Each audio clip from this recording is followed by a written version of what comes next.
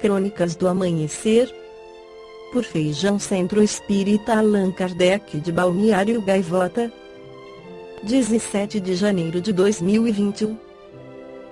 A espada deste guerreiro viking preparou-o para mundo espelho após a morte. Parte 2. Arqueólogos desenterraram, na Noruega, um túmulo com 1100 anos de um guerreiro viking, cuja espada de aço foi colocada num lugar incomum do seu lado esquerdo.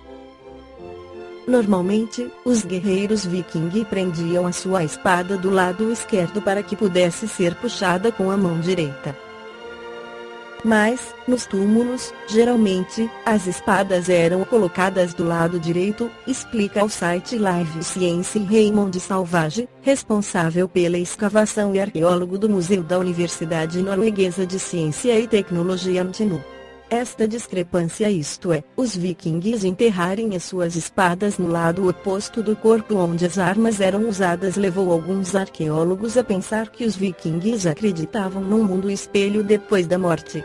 De acordo com esta teoria, o guerreiro poderia ser canhoto e usaria a espada na anca direita. Logo, o objeto agora encontrado, com cerca de 80 centímetros, foi simplesmente enterrado no que seria o seu lado espelho, acrescenta Salvage. Os arqueólogos encontraram esta sepultura viking, entre outras, na vila de Vingiora, no centro da Noruega.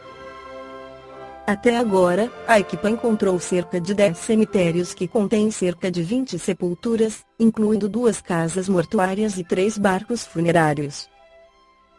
No túmulo deste guerreiro, para além da espada posicionada à esquerda, também estavam a seu lado uma lança, um machado e uma bossa, um material redondo, geralmente feito de metal, no centro do escudo.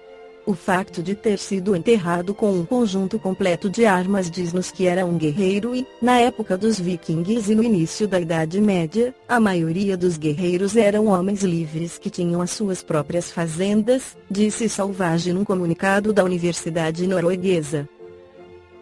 Esta interpretação encaixa com o local onde foi encontrada a sepultura, que foi uma fazenda da época dos vikings, que durou do final do século VIII ao início do século XI.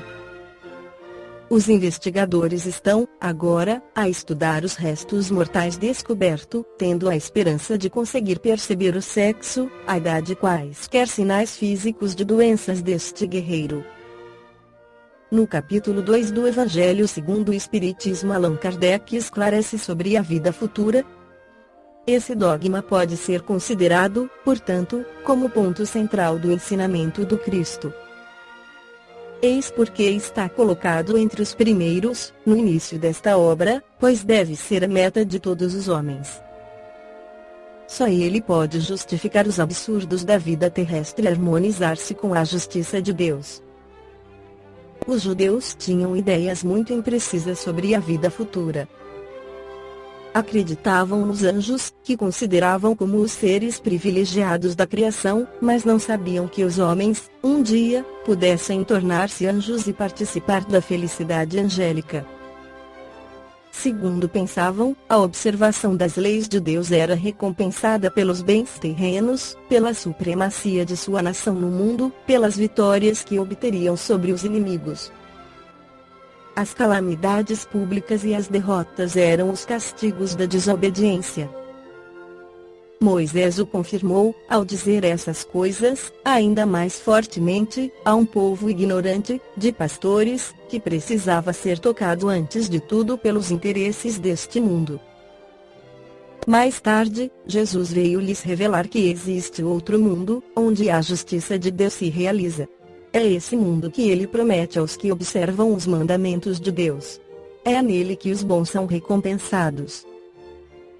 Esse mundo é o seu reino, no qual se encontra em toda a sua glória, e para o qual voltará ao deixar a terra. Jesus, entretanto, conformando o seu ensino ao estado dos homens da época, evitou-lhes dar os esclarecimentos completos, que os deslumbraria em vez de iluminar, porque eles não o teriam compreendido. Ele se limitou a colocar, de certo modo, a vida futura como um princípio, uma lei da natureza, a qual ninguém pode escapar. Todo cristão, portanto, crê forçosamente na vida futura, mas a ideia que muitos fazem dela é vaga, incompleta, e por isso mesmo falsa em muitos pontos. Para grande número, é apenas uma crença, sem nenhuma certeza decisiva, e daí as dúvidas, e até mesmo a incredulidade. O Espiritismo veio completar, nesse ponto, como em muitos outros, o ensinamento do Cristo, quando os homens se mostraram maduros para compreender a verdade. Com o Espiritismo, a vida futura não é mais simples artigo de fé, ou simples hipótese. É uma realidade material, provada pelos fatos. Porque são as testemunhas oculares que a vêm descrever em todas as suas fases e peripécias, de tal maneira, que não somente a dúvida já não é mais possível, como a inteligência mais vulgar pode fazer uma ideia dos seus mais variados aspectos, da mesma forma que imaginaria um país do qual se lê uma descrição detalhada.